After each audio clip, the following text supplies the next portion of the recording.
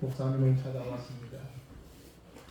절뚝절뚝거리는 불편한 몸을 가지고 목사님을 찾아와 가지고 저희가 지금까지 살아왔다는 이야기를 목사님에게 했습니다. 그리고 지금 내가 이렇게 살게 됐던 것에 대한 이야기를 목사님한테 했습니다. 목사님은 그 여인의 간증을 듣고 난 다음에 이런 생각을 했습니다. 소아마비로 다리를 절뚝절뚝거리면서 살았던 사람, 그리고 가난해서 힘들고 어려웠었던 지난 날을 굳건히 이기고 확고한 믿음을 가지고 살아가고 있는 그 여인을 향하여 존경스러운 표정으로 이렇게 물었습니다. 기사님, 온갖 문제와 장애에도 불구하고 승리의 삶을 살 수 있었던 비결이 무엇입니까? 라고 물었습니다. 그대는 다소 고조된 노조로 말했습니다. 나에게는 하나님의 전화번호가 있습니다. 내가 하나님께 전화 걸 때 하나님 한 번도 통화 중이지 않았습니다. 늘 하나님은 내가 전화를 걸 때마다 받아주셨습니다. 그래서 저는 이 어렵고 험난한 이 세상을 소아마비로 절뚝거리면서도 굳건하게 살아서 지금의 이 삶을 이루었다고 그는 고백했습니다. 건강한 자기보다도 소아마비로 걷지 못했던 그 여인이 훨씬 자기보다도 낫고 훌륭하다고 생각이 든 목사님은 교회당에 나와서 예배 중에 이런 간증을 해서 모든 사람의 마음을 감동했다고 한 것입니다. 오늘 여러분에게는 하나님의 전화번호가 가지고 계십니까? 세계에 승리했던 사람들의 특징이 하나가 있는데 그것은 하나님의 전화번호를 가지고 있는 사람이라고 합니다. 2500년 전에 나라는 망했고 젊은 청소년으로 그는 바벨론의 포로로 끌려갔습니다. 맨발로 끌려갔고 손발이 묶인 채 끌려갔습니다. 앞날을 알 수 없이 끌려갔던 청년들이 많았는데 그 중에서 대표적인 사람이 사드락과 메삭과 아벤느고라는 사람입니다. 기타 등등의 많은 사람이 있었지만 하나님은 특별하게 다니엘이라고 하는 사람을 기중하게 여겼고 그를 통해서 하나님의 역사를 나타냈습니다. 어디에서요? 바벨론이라는 땅에서. 그리고 바벨론이 망했습니다. 그리고 페르시아가 또 온 세상을 지배할 때도 다니엘은 여전히 그 이치를 지키고 있으면서 그 모든 사람들한테 하나님이 어떤 분인가를 이야기해 줬고 하나님이 함께 하시는 어떠한 역사가 있다고 하는 것을 사람들에게 보여준 사람이 다니엘입니다. 여러분, 그리스도인이라는 게 어떤 것일까요? 세상 사람들 같이 살면서 리캉리캉하고 살면서 그러다가 당신은 당신대로 살고 나는 나대로 살다가 그냥 그렇게 늙어 죽는 것이 그리스도인일까요?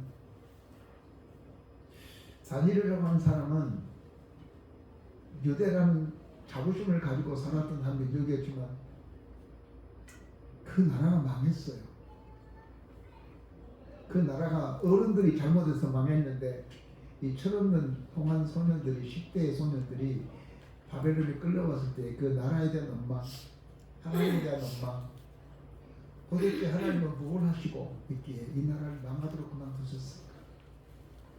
우리나라 왕들은 이 나라의 정치 지도자들은 어떻게 나라를 지도했기에 이렇게 나라를 망하게 만들어서 우리로 하여금 코가 끼고 손발이 묶여서 이곳에 포로 생활을 하게 왔을까? 굉장히 민족에 대한 그리고 나라 정부에 대한 하나님에 대한 원망과 불평과 서운함이 많이 가득 차 있었겠지만 다니엘이라는 사람은 이방 사람들이 사는 그곳에 가서 하나님의 사람으로 하나님의 백성으로 빛을 발하고 그 사람들에게 하나님의 어떠한 존재라는 것을 보여주는 삶을 살게 된 내용의 말씀이 이 다니엘서이기도 하고 오늘 우리가 읽었던 이 본문의 말씀이기도 합니다. 여러분, 그리스도인은 저 푸른 초원 위에 그림 같은 집을 짓고 이렇게 사는 것이 그리스도인은 아닙니다. 그리스도인은 이 험악한 세상, 마귀가 삼킬차를 두루 찾고 있는 세상에서 그리스도인으로 살아가는 거예요. 그 하나님께서 우리를 좋은 환경, 좋은 여건 거기에 우리를 살게 하는 것이 아니라 하나님은 험악한 이 세상에 우리를 내어줬어요. 그래서 우리가 우리의 힘과 우리의 능력으로 세상을 살아갈 수 없기 때문에 하나님은 파라토스라고 하는 보혜사 성령을 우리들에게 보내주어서 그 힘으로 세상을 살아가게 하신 겁니다. 다니엘도 그렇게 살았습니다. 그런데 다니엘에게 악한 위기가 닥쳐왔는데 그의 보람은 하나님 앞에 하루에 3번씩 기도하는 것이 그의 보람이었습니다. 그가 아무리 힘들고 어렵고 고달퍼도 그는 하나님 앞에 3번씩 기도할 수 있는 기도의 통로가 있었고 기도의 열쇠가 있었기 때문에 그는 그 힘들고 어려운 것을 극복할 수 있었습니다. 그런데 그 기도한 것 때문에 요한이 좀 조용했으면 좋겠는데 조용한 말을 했으면 좋겠네요. 이것 때문에 이 기도한 것 때문에 그런 힘들고 어려운 포로 생활에서도 얼마든지 잘 살 수 있었습니다. 그런데 문제는 이 기도하는 것 때문에 다니엘에게 큰 문제가 생겼습니다. 그것은 다니엘의 종족들이었습니다. 당시 다니엘은 페르사 제국의 총리였습니다. 3명의 총리가 있었는데 그 중에 한 총리로 그는 정치하는 정치의 지도자들이었습니다. 근데 명색했고 민첩했고 뛰어났습니다. 다른 사람들이 다니엘보다 더 잘하려고 아무리 노력했지만 다니엘을 따라갈 수가 없었습니다.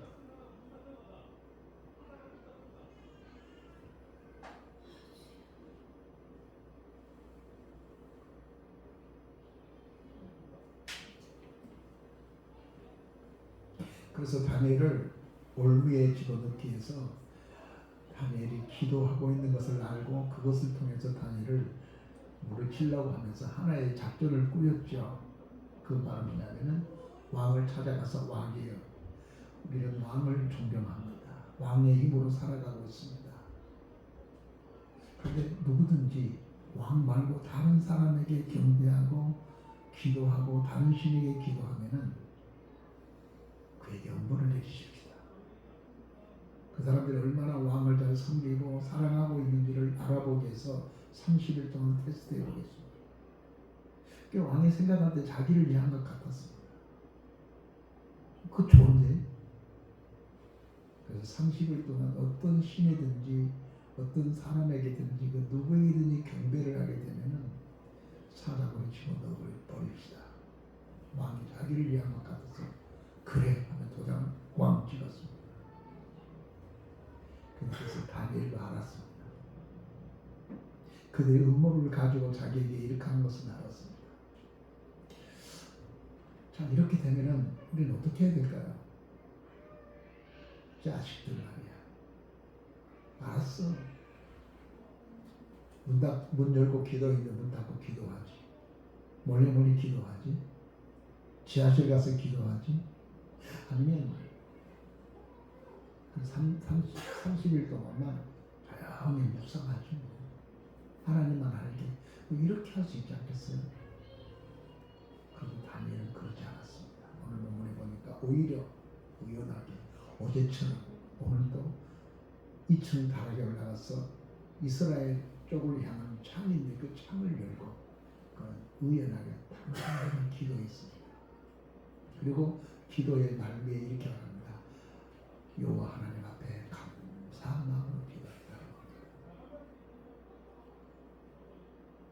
여러분 이쯤 되면 우리는 기도를 하되 어떻게 해야 될까요? 하나님, 나 하나님 말씀대로 살려고 하는데 이렇게 힘듭니다. 나는 하나님 뜻대로 살려고 하는데 이렇게 힘들고 어렵고 이런 문제가 우리에게 생겼기 때문에 너무 힘드니까 여기서 나를 구원해 주십시오. 이렇게 하는 것이 일반적인 기도 아니겠습니까? 하나님, 내가 너무나 힘들고 어렵습니다.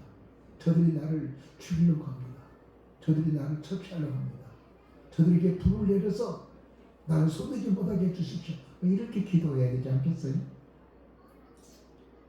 엘리사처럼 말이죠.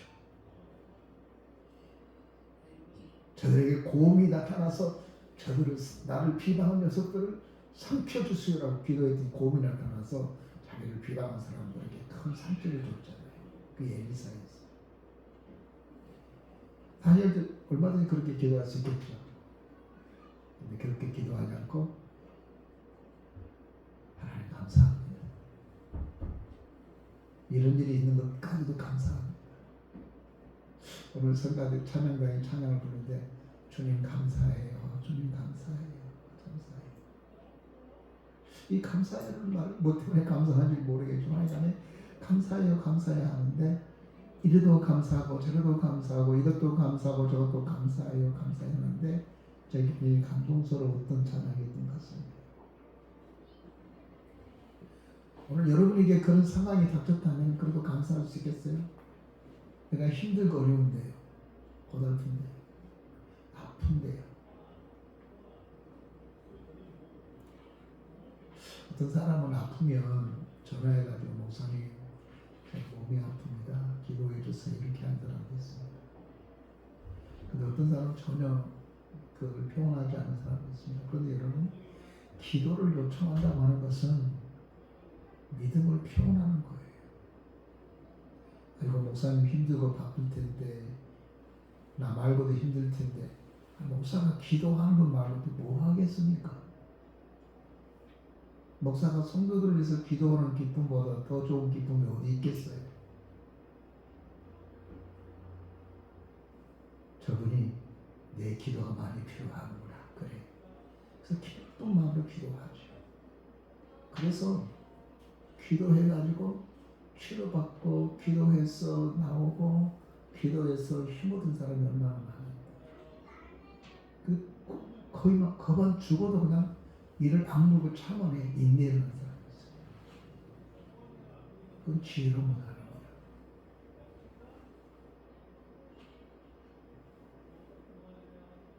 오늘 다니엘은 이 절박한 상황 가운데 이것을 절박하다고 생각하지 않고 하나님 이 상황을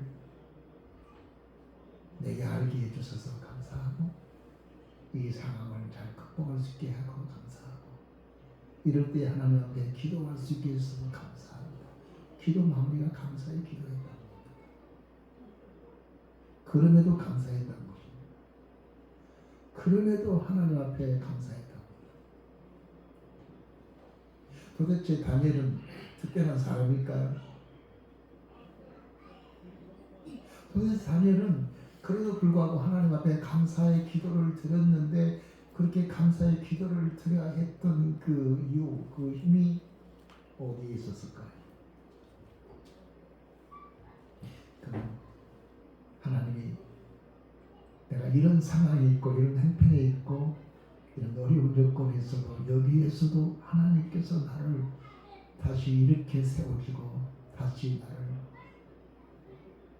구원할 것이라는 사실을 그를 믿었기 때문에 그가 그렇게 되었던 것은 예전에도 이런 위기를 많이 만났습니다.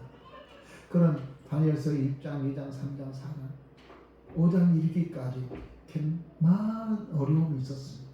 느부갓네살의 어려움, 사드락과 메삭과 아벳느고의 그 어려움, 그 다음에 억지의 어려움, 그 다음에 그는 고기를 먹지 않고 채소만 먹었던 사건들, 그렇게 살았더니 하나님께서 자기에게 백배나 지혜를 더 주어줘서 그 시대의 방백들보다 더 뛰어나게 만들었던 것을 다니엘은 경험했습니다. 그것을 체험했습니다. 그리고 지금 이 시간도 하나님은 그 하나님이 자기가 느부갓네살 왕 앞에서 어려움을 당할 때 그것을 회복하고 극복하게 하셨던 그 하나님이 지금 이 상황, 이 다리오 왕 앞에서도 내게 어려운 일이 있었지만 이 어려운 일 앞에서도 하나님께서는 이 문제를 해결해 주실 것이라고 하는 그런 믿음을 가졌기 때문에 이런 결단을 내린 거예요. 한 걸음 더 나아가서 여러분, 믿음이라고 하는 것은 단어 자체는 우리가 피상적이죠. 믿음이 보이진 않아요. 그대로 믿음의 삶이라는 것은 실제예요. 그냥 감상적이고 생각 속에 있는 것이 믿음이 아니라 믿음은 우리의 삶이에요. 믿음은 우리의 삶 속에 하나님의 역사를 체험하고 경험하고 날마다 그렇게 사는 거예요. 날마다. 어제만 그랬던 것이 아니라 오늘도 그리고 내일도. 우리가 몰라서 그렇지 순간순간 하나님이 내 가운데 역사하고 내가 내 가운데 섭리해서 하나님 오늘 이렇게 인도하시고 하나님이 어제는 이렇게 인도하시니 오늘 이렇게 인도하시고 하나님 감사해요. 이렇게 믿음의 삶을 사는 사람이 있어요. 다니엘에게 위기가 있었어요. 그 위기가 갈 때마다 하나님 앞에 기도했어요. 다니엘서 2장 3장에 보면 정말 너 이거 해결하지 못하면 넌 내일 아침에 거름덩이에 버려진 존재가 된다. 쓰레기가 된다. 그런 위기가 왔어요. 그래서 그때 때마다 하나님 앞에 기도했습니다. 하나님 이 문제 해결해 주세요. 이거 안 하면 어떻게 된다고. 밤에 친구들을 둘 모아놓고 하나님께 기도했더니 그날 밤에 환상 가운데 꿈을 통해서 그 비밀을 가르쳐주고 그것을 극복하게 만들어서 오히려 다니엘이 그 사건 때문에 위대한 존재가 되고 국무총리까지 포로로 끌려가서 됐단 말이에요. 이것이 다니엘이 이때쯤 나이가 많이 먹었었을 때인데 그 삶 속에서 경험했던 것들을 다니엘이 가지고 있었어요. 나는 우리 모든 그리스도인들이 우리 하는 소망교회 교인들이 믿음을 갖되 지적인 믿음의 사람으로 그치지 않았으면 좋겠습니다. 우리가 믿음을 지적으로 공부해서 알아들어야겠지만 우리의 삶 속에 있는 체험적인 믿음의 사람이 되었으면 좋겠습니다. 그래야 체험적인 믿음의 사람이 된 사람은 또 다른 위기 앞에서 그것을 극복하게 만들어요. 예전에 내가 이런 힘들고 어려웠었는데 그때 기도해서 그 문제를 풀었고 그때 또다시 큰 강이 있었는데 내가 하나님 앞에 나가서 주여 하고 부르짖더니 하나님께서 그 강을 건너게 줬단 말이에요. 이것을 경험하는 사람들은 또 그런 문제가 당하면 또 하나님 앞에 나가서 주여 하고 부르짖고 내가 모두에 말씀하신 것처럼 몸은 소아마비로 걷지를 잘 못하는 여인이었지만 그가 이렇게 성공할 수 있고 의연하게 살아갈 수 있는 것은 자기에게 한 가지 가지고 있는 것이 있는데 그것은 하나님의 전화번호에 있다는 거예요. 그 기도하는 거예요. 그래서 가이사라 빌립보에서 예수께서 베드로에게 하는 말이 내가 너에게 천국의 열쇠를 주겠다. 내가 풀면 천국에서 열리고 내가 닫으면 닫을 거야. 기도의 열쇠. 다니엘은 그게 있었어요. 다니엘은 그런 확신을 가지고 살아갔어요. 그래서 그 앞에 이런 힘들고 어려운 일이 있어도 그 일에 대해서 당황하지 않고 의연하게 어제처럼 오늘도 창문을 열고 기도하면서 하나님 감사합니다. 이 일을 통해서 또 어떻게 하나님의 영광이 나타나시는지 그런 기대감을 갖고 그가 하나님께 기도하잖아요. 결론적인 이야기는 이렇습니다. 15절 이하 쭉 읽어보게 되면 그 다음날 다니엘이 사자굴에 던졌는데 안 좋은 겁니다. 그게 성경에 이렇게 되어 있습니다. 다니엘이 들어오기 전에 하나님의 천사가 먼저 와 있는 거예요. 이스라엘 백성들이 여리고성을 함락하려고 여호수아가 여리고성 앞에 섰는데 거기에 여호수아보다 먼저 하나님의 군대 장관 미가엘이 먼저 와 있었어요. 기억해야 돼요. 우리가 믿음이라는 게 뭘 믿으라는 얘기예요. 하나님이 거기에 와 있다는 사실이에요. 예수 그리스도가 우리를 위해서 십자가에 매달려 죽으셨던 그 하나님, 우리를 구원하시려 그 아들을 이 땅에 보내셨던 그 하나님, 그 하나님이 우리를 그렇게서 건져내 주셨어요. 그리고 이 험악한 세상 바벨로니아 베르시아의 제국에서 살았던 다니엘처럼 우리들이 그렇게 살아가고 있는 것입니다. 이 험한 세상에서 살아갈 수가 없기 때문에 하나님께서 우리들에게 파라토스라는 보혜사 성령을 우리에게 보내주어서 우리를 보호하고 우리를 보호자가 되어주고 우리가 그의 인도함을 받고 살라는 거예요. 그러니까 우리가 힘들고 어려울 때 어떻게 하는 말입니까?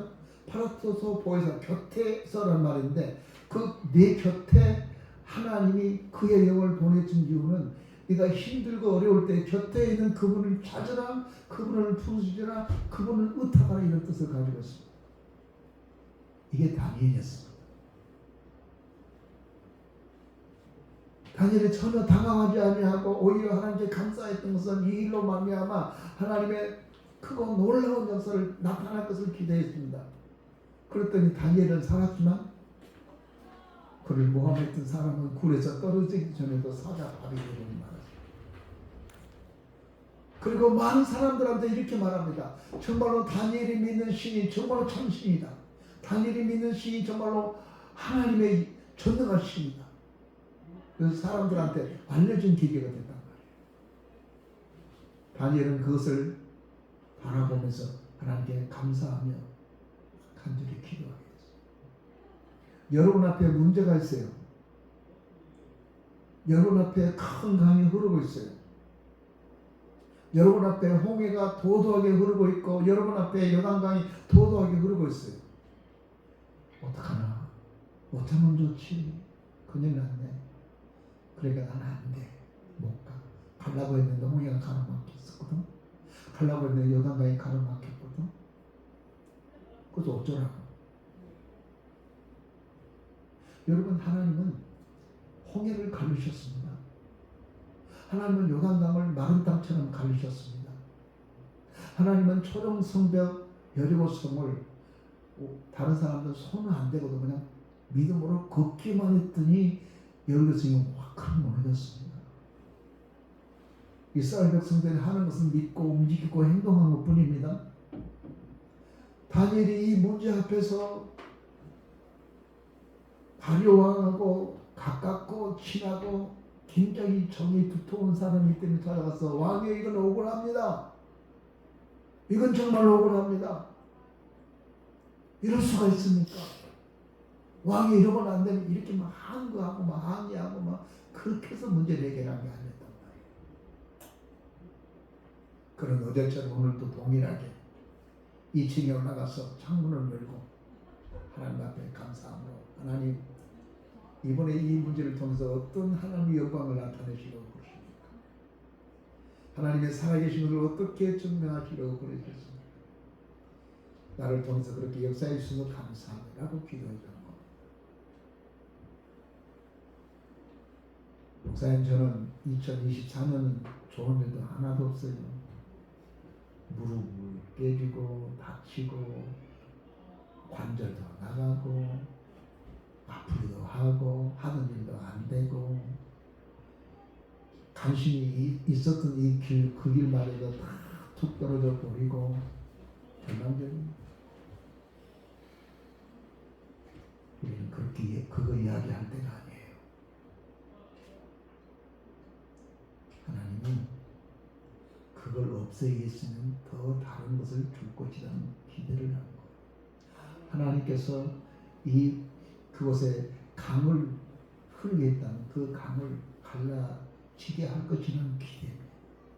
홍해를 갈라지게 할 것이라는 기대. 꿈과 같은 이야기죠. 그런 전설 따라 3,000이나 있는 이야기지 우리 현실 속에 있을까요? 그게? 그 가능한 이야기입니까? 우리는 늘 공부를 많이 해서 머리가 좋아가지고 자꾸 그쪽을 계산을 해요. 우리가 감사가 안 나오고 우리가 정말로 우리가 가져야 할 마음은 이 마음. 이번에 막혔으면 하나님은 또 다른 길을 내줄 것이라 그런 기대. 너희가 시험을 당할 때에 시험 당했다고 하지 말아라. 너희가 감당할 수 없는 시험은 내가 허락한 적이 없고 너희가 시험을 줬는데 그 시험을 감당하기 어려우면 또 다른 길을 내어서 나가게 한다는 거예요. 그게 하나님의 방법이에요. 감당할 수 없는 시험을 주지도 않지만 우리가 그 시험에 버거우면 하나님께서 그 길을 피할 길을 주시라는 거예요. 빠져나갈 수 있는 길을 주시라는 거예요. 그리스도인은 결코 못할 일이 없습니다. 못 건널 강이 없고요. 못 건넌 일이 없습니다. 어떤 어려움도 능히 극복할 수 있습니다.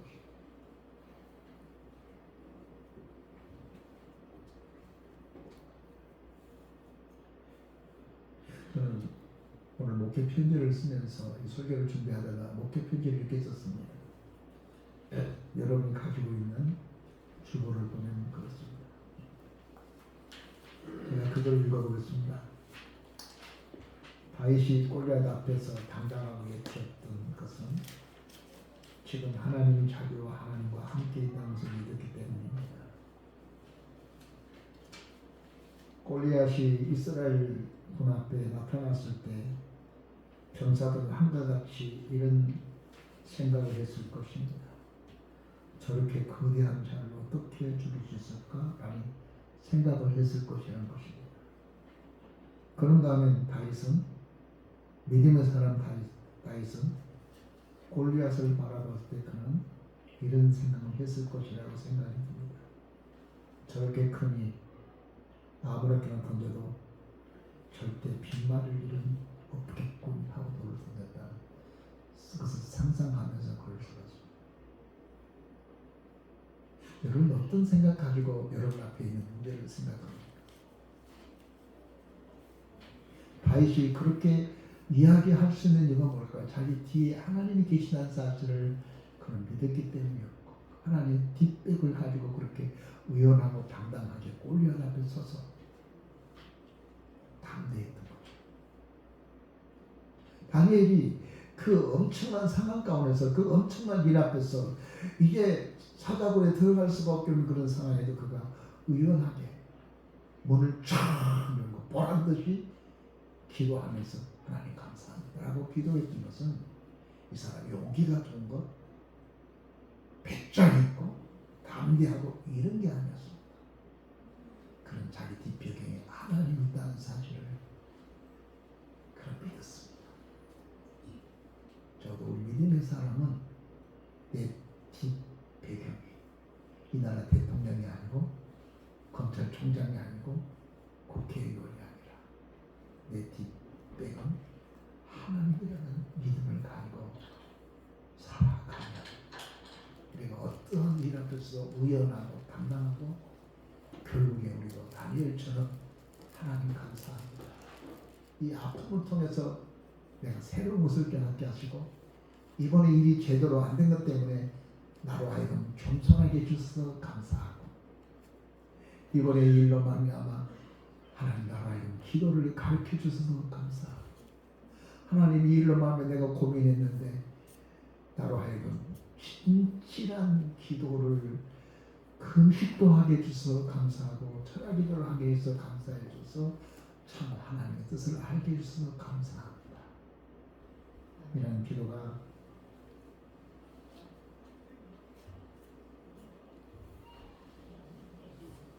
오늘 여러분 앞에 나왔으면 좋겠습니다. 말씀을 맺겠습니다.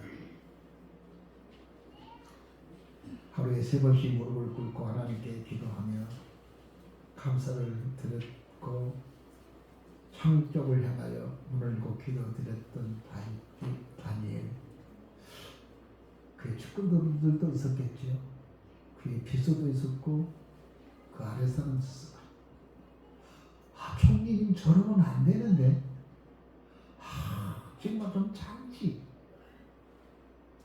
총리님 제발 하더라도 문 닫고 가세요. 막 이런 총리 제자 부하 직원들 비서도 있었겠지, 안 있었겠지. 그러나 믿음의 사람 다니엘은 그게 아니었습니다. 그는 하나님 앞에 있었습니다. 뒷 배경을 하나님의 배경으로 믿고 있었습니다. 그렇기 때문에 그는 당당하고 의연하게 그 어려움을 극복해 나갈 때 감사함으로 나갈 수 있었습니다. 오늘 여러분 앞에 감은 어떤 감입니까? 어떤 일 때문에 고민하고 계십니까? 하나님이 살아계신다는 사실을 여러분 믿으신다면 오늘 여러분 전체를 하나님께 맡기고 다니엘처럼 그럼에도 불구하고 하나님 감사합니다. 이렇게 기도할 줄 아는 여러분 되기를 주의 이름으로 축복합니다. 아멘. 전능하신 우리 아버지 하나님, 오늘 저희들 주 앞에 나와 주셔서 머리 숙여 기도하며 간구할 수 있게 주셔서 감사합니다. 아멘. 날마다 주님의 나라를 세워가게 하시고 그리고 이방 사람들 속에서 살아가는 다니엘처럼 우리 세상에서 하나님의 사람으로 살아가는데 이런저런 많은 유혹과 대적들이 많지만 우리가 두려워하지 말고 다니엘처럼 담대하게 감사하며 기도할 줄 아는 저희들이 되게 하시고 감사함으로 하나님께 엎드릴 줄 아는 자가 되게 하여 주옵소서. 예수님의 이름으로 감사하며 간절히 기도드리옵나이다. 아멘. 찬송가 324장 342장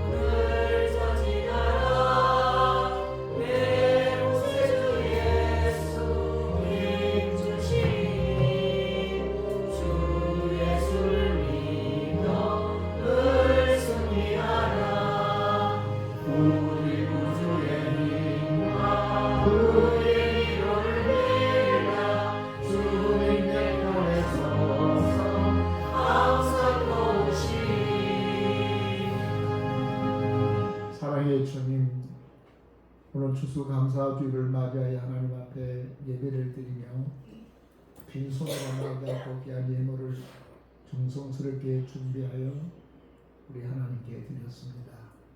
이 드려진 예물이 하나님 앞에 온전히 바쳐진 예물이 되게 하소서. 주의 뜻에 합당한 삶을 살게 하시고 예물이 흐트러지게 쓰지 아니하고 주의 복음을 위해서 쓰여지게 하시고 하나님의 사람들이 살아가는 데에 도움이 되게 존귀하게 쓰여지게 주시기를 원합니다. 화목고 주님 드려지는 손길들에게는 하나님 크고 놀라운 은혜를 더해 주소서. 우리 하나님 나가도 복을 받고 들어가도 복을 받고 또 반죽 그릇까지도 복을 받는 놀라운 축복의 역사가 있게 하여 주옵소서. 아멘. 예수님의 이름으로 기도하옵나이다. 아멘.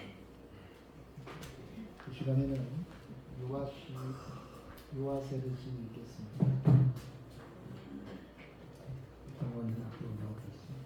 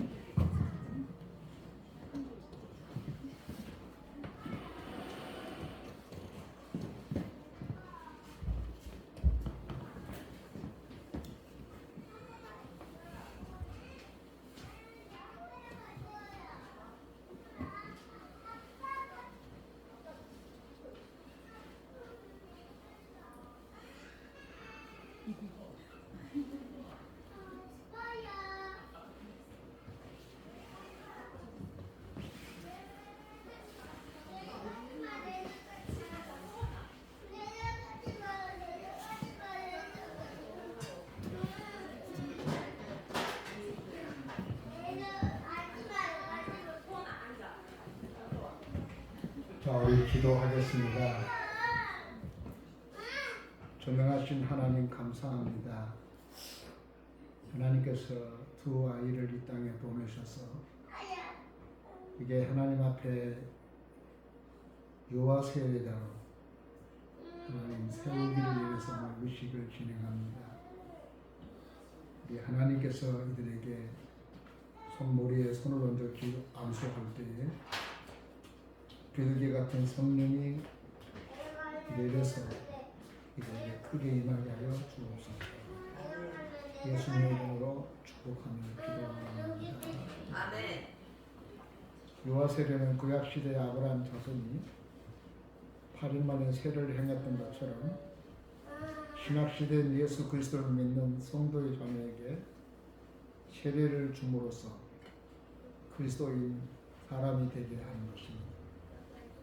어렸을 때는 부모의 신앙을 보고 그에게 세례를 베풀지만 이제 의식을 알게 될 때 만 14세, 13세가 되면 이를 입교식을 해서 이제는 정식 세례 교인이 되게 하는 과정입니다. 오늘은 부모님의 믿음을 보고 유아 세례를 베푸니까 부모님은 책임감을 갖고 그들을 잘 키워주시길 바랍니다. 또 어머니 아버지 앞으로 나오시기를 바랍니다. 우리 서원이 아버지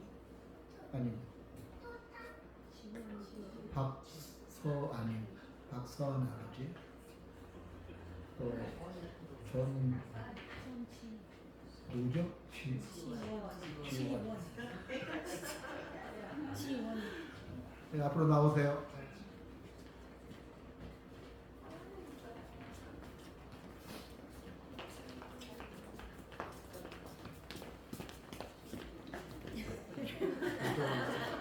손을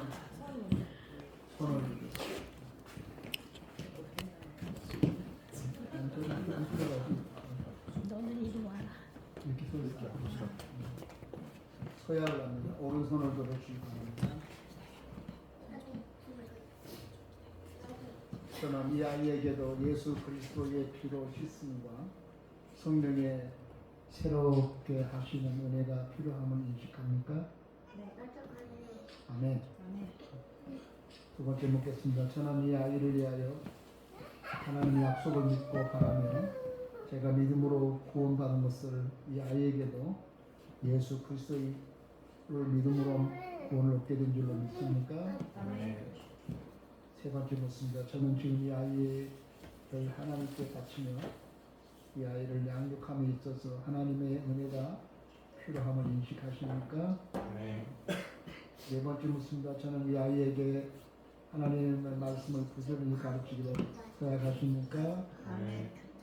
다섯 번째 묻습니다. 저는 이 아이를 위하여 기도하며 이 아이와 함께 기도하기로 생각합니까?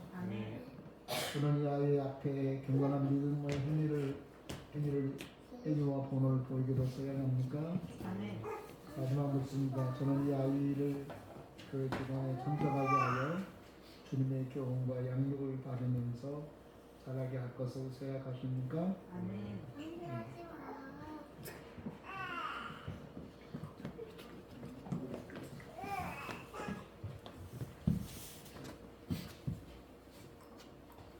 하나님으로 기도해 주시겠습니다.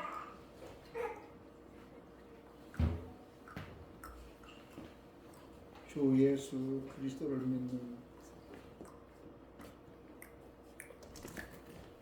하나님의 자녀 박서원에게 내가 성부와 서한에게 내가 성부와 성령의 이름으로 세례를 주노라.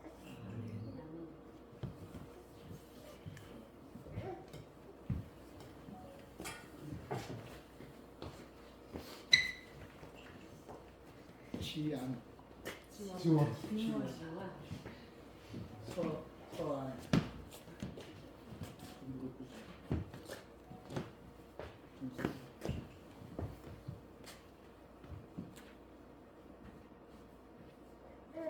주 예수 그리스도를 믿는 전 성도의 자녀 전 지안에게 내가 성부와 성자와 성령의 이름으로 세례를 주노라. 아멘.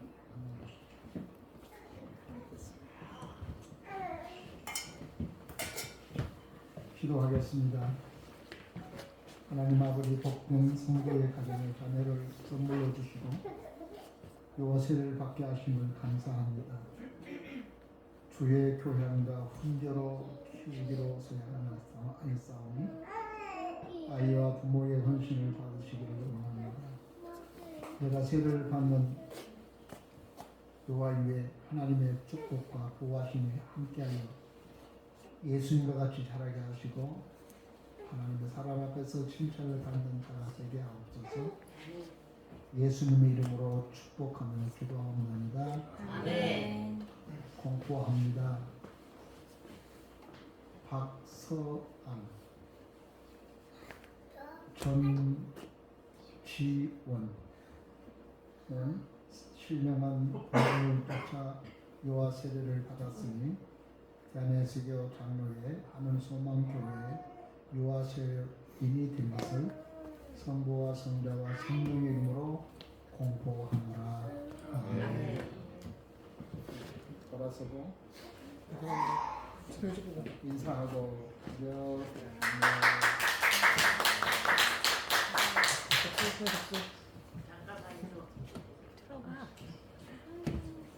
들어가. 사진 찍고 딱 찍어야지 얼굴.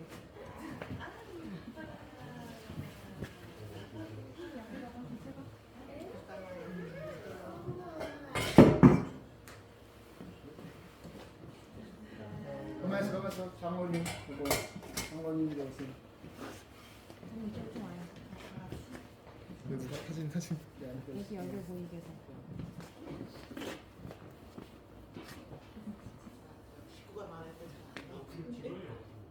옆으로 돌리세요.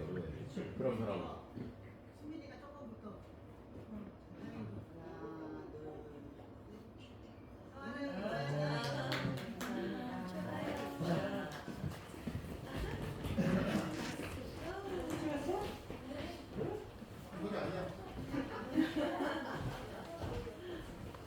내가 유아 세례를 베풀면서 이렇게 긴장해 보기는 처음입니다.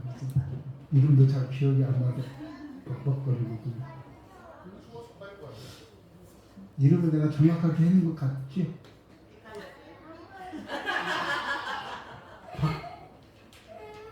박소안 전지원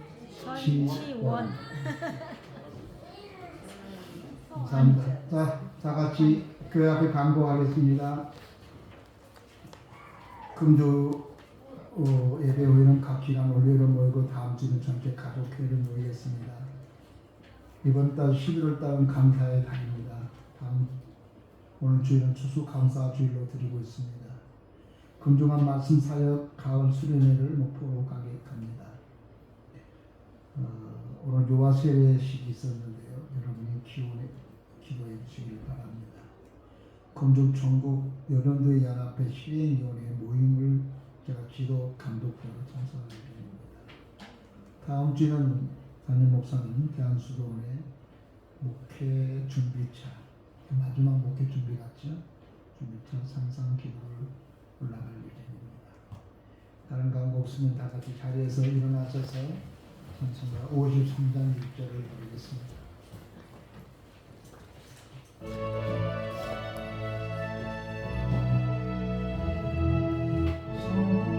아니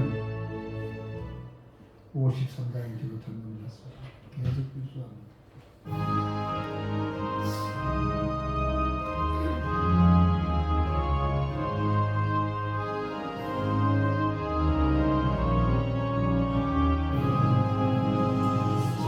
성전을 떠나가기 전 머리를 숙일 때 주께서 함께 계시고 옥내려 주소서. 이제는 우리 주 예수 그리스도의 은혜와 우리 아버지 하나님의 무한하신 사랑과 성령님의 감동 감화들의 교통하심이 이제로부터 영원토록 함께 계실지어다. 아멘.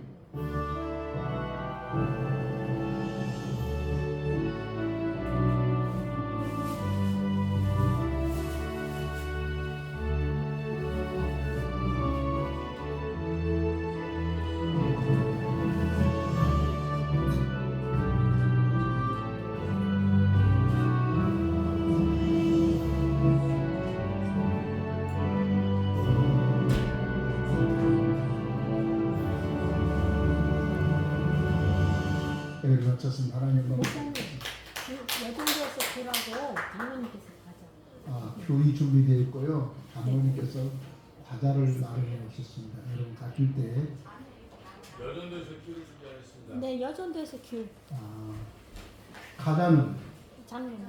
그러니까 네네. 그러니까 네네. 내가 좀 그러니까 그렇게 하십니다.